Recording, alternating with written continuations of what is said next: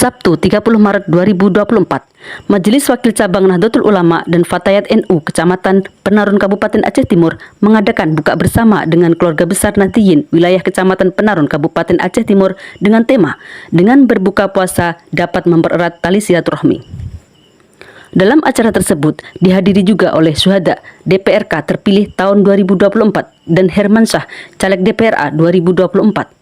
Selain itu, Kepala KUA Kecamatan Penarun M. Jalil SAG juga ikut serta menghadiri acara tersebut.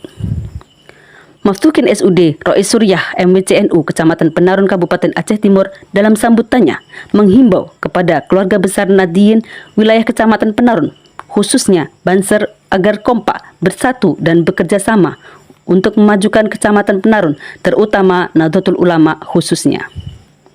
Siapa kita? NU, NKRI, harga mati, Pancasila jaya.